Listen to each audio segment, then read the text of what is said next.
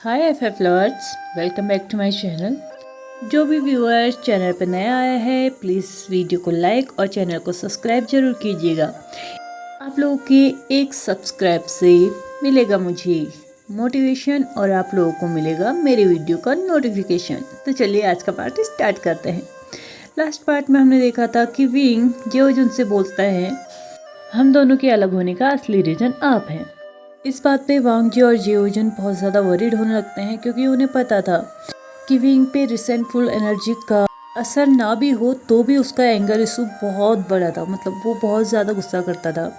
इस बात पे वो दोनों को चिंता होने लगती कहीं विंग दोबारा से कुछ ऐसा ना कर बैठे जिसकी वजह से वो लोग मुसीबत में पड़ जाएं।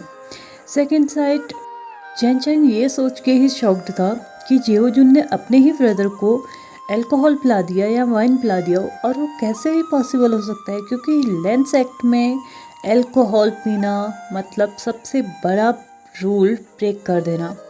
वो अभी तक अपने शॉक से बाहर नहीं आया था। अब जेओजुन और वांग जी दोनों ही विंग की तरफ एक ऐसी आइज़ के साथ देख रहे रखते हैं जैसे कि वो विंग से रिक्वेस्ट कर रहे हो प्लीज़ हमें कुछ भी मत करना और ना ही कोई मुसीबत खड़ी करना। उन दोनों की फेशियल रिएक्शंस को देखने के बाद विंग की तो जैसे हंसी अब कंट्रोल से बाहर हो चुकी थी और वो अब बहुत ज़ोर ज़ोर से हंसने लगा था। वो इतने ज़ोर से हंसने लगा था कि अब उसके आंखों में से आंसू आने लगे थे हंसते हंसते, क्योंकि उसने पहली बार हांगवान जुन और जेओजुन को इस तरह से देखा था, किसी के सामने लाचार, और वो भी इतनी छोटी सी गलती के लिए। उसके बाद विंग अपने आप को कंट्रोल करता है। ऑलमोस्ट 5 मिनट लगातार हंसने के बाद पूरे ठहाके मारते हुए वो हंसा था अभी तक, और उसके बाद उसने खुद को कंट्रोल किया बड़ी मुश्किल से क्योंकि वो अपनी हंसी को कंट्रोल ही नहीं कर पा रहा था। सेकंड साइड वो बाकी लोग अब विंग को ऐसे देखे जा रहे थे जो कि इससे क्या हो गया है, क्या ये पागल हो गया है या कुछ और बात हो गई है। फाइनली विंग खुद को कंट्रोल करता है और बोलता है कि आप दोनों ऐसे रिएक्शंस क्यों दे रहे हैं जैसे कि आप दोनों बहुत ज़्यादा डर चुके हों। मैं तो मजाक कर रहा था। आखिरकार जेओजुन भी क्या कर सकते हैं, उन्हें थोड़ी ना पता था कि उनके भाई का अल्कोहल टॉलरेंस लेवल 0 है। उन्होंने सोचा अगर वो थोड़ा सा पिलाएंगे तो क्या ही फ़र्क पड़ जाएगा, लेकिन उन्हें क्या पता था कि उनका भाई एक सिप वाइन भी टॉलरेट नहीं कर पाता। इस पे जेओजुन कट ऑफ करते हुए बोलते हैं मुझे पता है वांग जी का अल्कोहल टॉलरेंस लेवल 0 है। विंग बोलता है आपको पता था? जेओजुन बोलते हैं ऐसी कोई बात नहीं है जो मुझे वांग जी के बारे में पता ना हो। इस बात पे वांग जी हल्की सी स्माइल करते हुए अपने ब्रदर की तरफ देखता है जैसे कि वो उनसे बोलना चाहता हो कि आप ही एक ऐसे इंसान हैं जो हमेशा मुझे बहुत अच्छे से समझते हैं। इस बात पे विंग अपना मुंह फुला लेता है और बोलता है मुझे भी लेंजन के बारे में सब कुछ पता है। और अगले ही पल विंग का फेस एकदम मुरझाए हुए फूल की तरह हो गया था। वांग जी नोटिस करता है तो वो पूछता है विंग क्या हुआ तुम्हें? विंग बोलता है कि मैं हमेशा से तुम्हें समझते आया हूँ, लेकिन लगभग 1.5 साल से मैंने तुम्हारी लाइफ को एकदम हेल बना के रखा है। वांग जी बोलता है तुम ऐसे नहीं हो विंग, ये तो उस रिबन की वजह से हुआ था और उस मंत्र की वजह से हुआ था, तुम इस बारे में इतना मत सोचो। विंग बोलता है जो भी हो लेकिन गलती मेरी है, क्योंकि मैं खुद एक डेमोनिक कल्टीवेटर होने के बाद भी किसी की रिसेंटफुल एनर्जी को ऐसे कैसे अपने आप पे आने दिया और मुझे महसूस भी नहीं हुआ कि मुझ पे रिसेंटफुल एनर्जी का असर हो रहा है। वांग जी उसे फिर से कंफर्ट करते हुए बोलता है कि ऐसी कोई बात नहीं है, प्लीज़ खुद को ब्लेम मत करो। इसी तरह उन लोगों का ये नाइट निकल जाता है। उन लोगों ने बहुत सारी प्लानिंग की थी कि वो आगे क्या करेंगे, कैसे करेंगे और किसकी हेल्प लेंगे। अब ऑलमोस्ट 2 महीने निकल चुके थे। इन 2 महीनों में बहुत कुछ चेंज हो चुका था। सबसे पहले तो उन्हें मास्क मैन जो था उसके बारे में पता चल चुका था। वो कोई और नहीं सोसे ही था और वो फिर से वहाँ पे लैन जिंगी और लैन सुजोई पे अटैक करने के लिए आया था। लेकिन इससे पहले वो अटैक कर पाता वहाँ पे वांग जी पहुँच चुका था, जिसने सुसे को देख लिया था और सुसे ने डायरेक्टली टेलीपोर्ट तालिस्मान का यूज़ करते हुए वहाँ से गायब हो गया था, जिसकी वजह से वांग जी और विंग दोनों ही समझ चुके थे कि वो जो अटैक हुआ था विंग पे उसके मिसकैरेज के टाइम पे वो सुसे नहीं किया था। अब दूसरी तरफ जैन चेंग ने वैन किंग को जिन सेक्ट में भेज दिया था जिंजुशन की हेल्थ के लिए, उसके एज ए डॉक्टर उसको वहाँ पे हायर कर दिया था। इसके लिए पहले तो मेंग्याओ ने बहुत ज़्यादा डिसएग्री हुआ, क्योंकि वो नहीं चाहता था कि उनके क्लैन्स के जो डॉक्टर हैं उसके अलावा कोई और उसके क्लैन के लीडर की जांच करे या उसके पर्सनल डॉक्टर के तौर पे किसी और को हायर किया जाए। इस बात को लेके जैन चैंग और बाकी सभी लोग बहुत ज़्यादा सरप्राइज तो नहीं हुए थे, क्योंकि वो जानते थे कि यही सब कुछ होगा जब उसके सेक्ट के डॉक्टर्स को किसी और डॉक्टर्स के साथ चेंज किया जाएगा। लेकिन उसके इस फालतू से रीज़न को कोई भी एक्सेप्ट नहीं करता और फिर से वहाँ पे वैन किंग को एज ए डॉक्टर हायर करने की बात की जाती है। मेंग्याओ फिर सेकंड टाइम बोलता है कि वो एक वैन सेक्ट की मेंबर है, वो एक वैन है, तो मैं एज ए डॉक्टर उसे अपने सेक्ट में एक्सेप्ट नहीं करता हूँ। इस बात पे फिर से लैन सेक्ट से रिएक्ट आता है कि वो अभी तक हमारे सेक्ट में रही है, आज तक उसने सभी का ध्यान रखा है, स्पेशली विंग और लेडी लैन की प्रेगनेंसी में उसने सबसे ज़्यादा हमारी हेल्प की है। तो इस बात पे शक करना तो बहुत गलत होगा कि वो वैन के साइड से अभी तक कुछ करना चाह रही होगी या अभी तक वो वैन से मिली हुई है।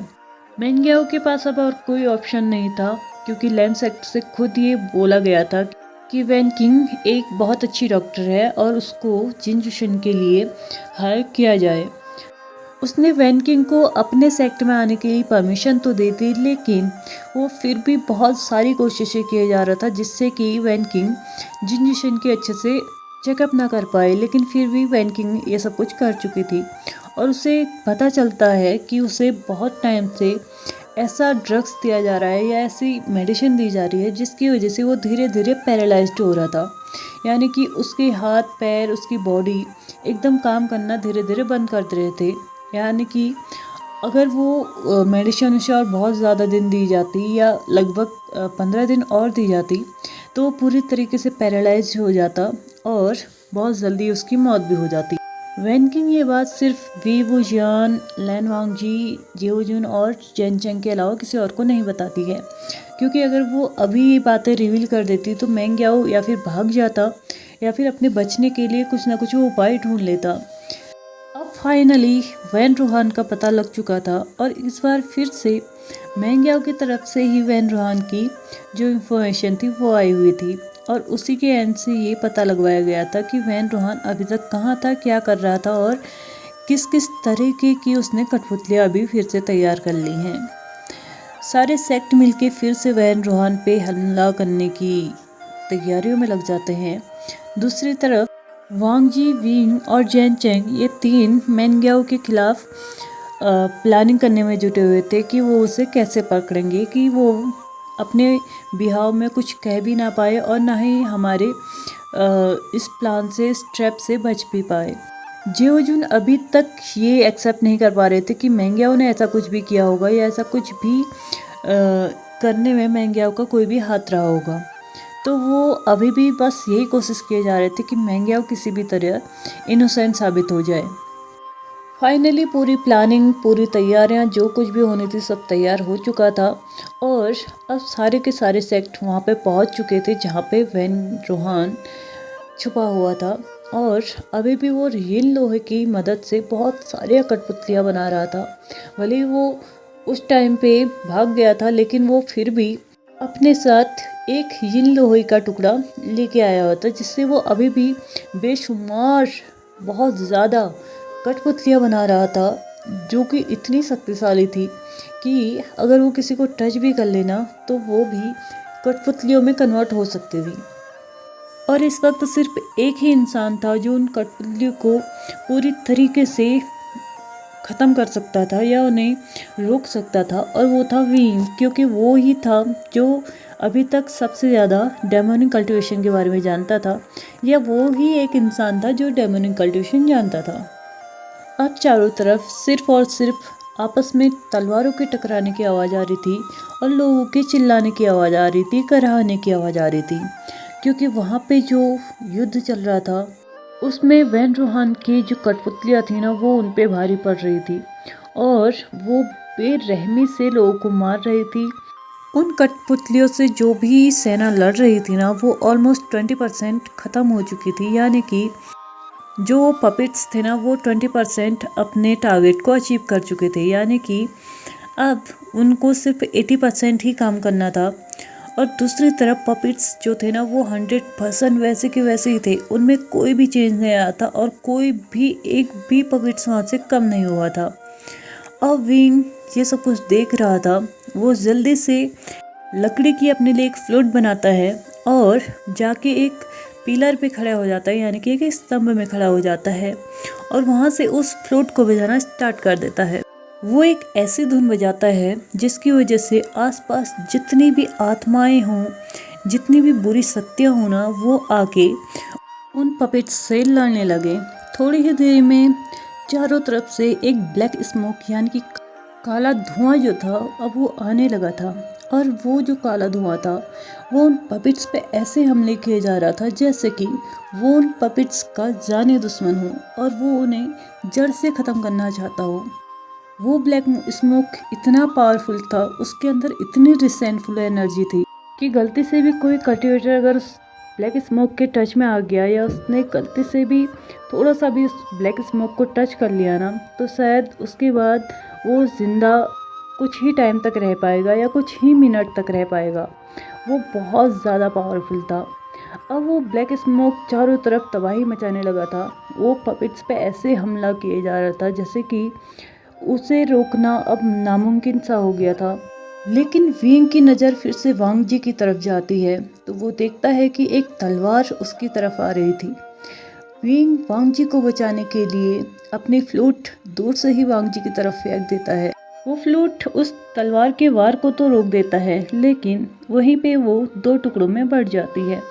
अब विंग के पास कुछ भी ऐसा नहीं था जो कि वो बचा सके और कोई भी धुन निकाल सके, जिसकी वजह से अब वो ब्लैक स्मोक भी ख़त्म हो गया था और साथ ही साथ जो पपेट्स थे वो अपने अपोजिट जो सेना थी उस पर फिर से हमला करने लगी थी।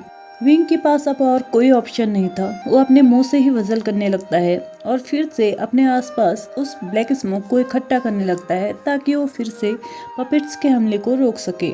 जेओ जुन विंग को देखे जा रहे थे और वो उस दिन को याद कर रहे थे जब विंग ने किसी आत्मा को पूरी तरह से खत्म करने का चौथा उपाय बताया था। और जेओ जुन सोचने लगते हैं तो विंग ने वो कर ही दिया जो कि उसने बोला था, यानी कि उसने आत्माओं के ही जरिए आज इन पपेट्स को हमला कर रहा है या हमें अटैक करने से रोक रहा है। अब थोड़ी देर में जैन चैंग की नज़र विंग पे पड़ती है और वो देखता है कि विंग अपने मुंह से वज़ल कर रहा है पपेट्स को रोकने के लिए या उस रिसेंटफुल एनर्जी को पपेट्स पे हमला करने के लिए आदेश देने के लिए। जैन चैंग अपनी वेस्ट में से चेंचिंग निकालता है जो कि उसने तब से अपने पास रखी थी जब से लैंड सेक्ट में पपेट्स का हमला हुआ था। और उस चेंचिंग को बजाने की वजह से विंग बहुत ज़्यादा वीक हो गया था, इसलिए जैन चैंग ने उस फ्लोट को अपने पास रखा था ताकि विंग उसका अब कभी यूज़ ना कर पाए और ना ही अपनी तबीयत खराब कर पाए, क्योंकि वो जानता था कि विंग के पास उसकी अब गोल्डन कोड नहीं है और इसकी इतनी पावरफुल चीज़ों को यूज़ करना उसके लिए बहुत ज़्यादा हार्मफुल हो सकता है, जो कि उसकी लाइफ पे भी असर कर सकता है या ये कहो कि उसे मार तक सकता है। क्योंकि जैन चैंग जानता था कि उसकी फ्लूट यानी कि चेंचिंग जो है ना, वो यिन लोहे की बनी हुई है और यिन लोहे को काबू करना इतना आसान नहीं था। लेकिन विंग उस यिन लोहे को भी काबू कर चुका था। अब जैन चैंग उस फ्लूट को विंग की तरफ फेंकते हुए विंग का नाम लेता है और विंग देखता है कि उसकी तरफ जैन चैंग ने उसकी फ्लूट चेंचिंग को फेंका है। वो उसे कैच करता है और जैन चैंग की तरफ एक स्वीट सी स्माइल देके चेंचिंग को बजाना स्टार्ट कर देता है। चेंचिंग से निकलने वाली हर एक धुन पपेट्स के लिए जहर की तरह काम कर रहा था। पपेट्स अब 15-20 मिनट में ही पूरे के पूरे ख़त्म होने के कगार पे थे। वैन रोहन देखता है कि अब उसके पास जो यिन लोहा है उसका असर कम होते जा रहा है। जैसे कि बोला जाता है ना कि लोहा ही लोहे को काटता है, तो वही वाला हिसाब यहाँ पे हो चुका था। यहाँ पे विंग का पलड़ा भारी हो चुका था। वो एक एक करके वैन रोहान की बनाई हुई कठपुतलियों को मारे जा रहा था और उन पपेट्स की जो सेना थी उसे कम किया जा रहा था। वैन रोहान बहुत ज़्यादा गुस्से में आ चुका था क्योंकि उसे पता था उसने जिस चीज़ का इस्तेमाल किया था उस चीज़ को रोक पाना इतना आसान नहीं था और वो समझ चुका था कि कोई तो है जो इस वक्त यून लोहे का इस्तेमाल कर रहा है। अब अचानक से थोड़ी ही देर में वैन रोहान वहाँ पे अपैर होता है और वो देखता है कि विंग जो है एक पिलर के ऊपर चढ़ के एक फ्लूट बजा रहा है, जिसकी वजह से चारों ओर सिर्फ ब्लैक स्मोक था और वो ब्लैक स्मोक सिर्फ उसके पपेट्स पे ही हमला कर रहा था। बाकी लोगों को वो ब्लैक स्मोक टच भी नहीं कर रहा था। अब थोड़ी ही देर में सारे के सारे पपेट्स जो थे वो ख़त्म हो चुके थे और वैन रोहान भी अभी कोई भी यिन लोहा इस्तेमाल नहीं कर रहा था, जिसकी वजह से वो नए पपेट्स नहीं बना पा रहा था। यानी कि अभी वैन रोहान जो था वो सिर्फ अकेला ही वहाँ पे था, उसके पास कुछ भी नहीं था जिससे वो खुद को सेव कर पाए। अब विंग चारों तरफ देखता है और वो देखता है कि सभी लोग सेफ हैं, तो वो वैन रोहान के सामने आ जाता है। वैन रोहान विंग से पूछता है, ये क्या चीज़ है? क्या तुम यिन लोहे का इस्तेमाल कर रहे हो?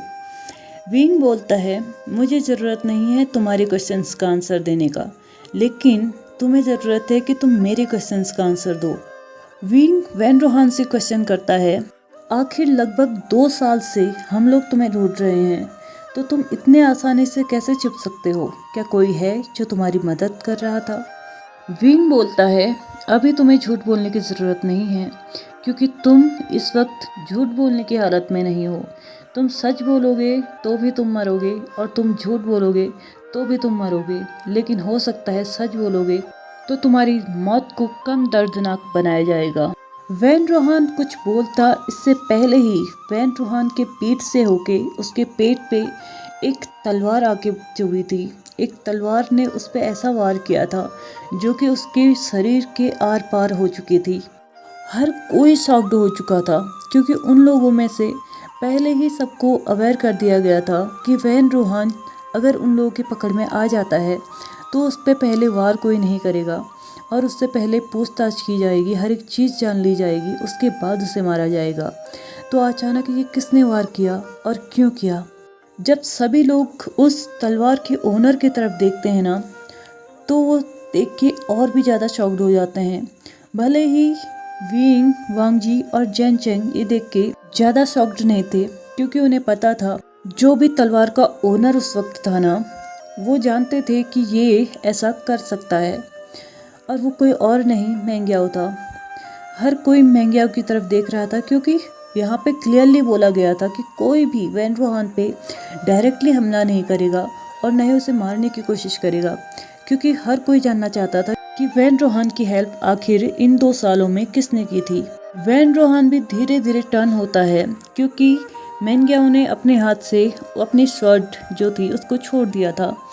अब वैन रोहान धीरे धीरे टर्न होता है देखने के लिए कि आखिर उस पर वार किसने किया, और जैसे ही वो अपने पीछे देखता है तो उसकी आंखें खुली की खुली रह जाती हैं और वो ज़मीन पे गिरते हुए हल्की सी आवाज़ में बोलता है, धोखेबाज।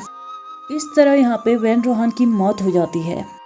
तो गाइस, आज के इस पार्ट को भी हम यहीं पे ख़त्म करते हैं। देखते हैं आगे मेंग्याओ के साथ क्या होता है, क्या वो सच में धोखेबाज था या नहीं, ये जानेंगे हम नेक्स्ट पार्ट में।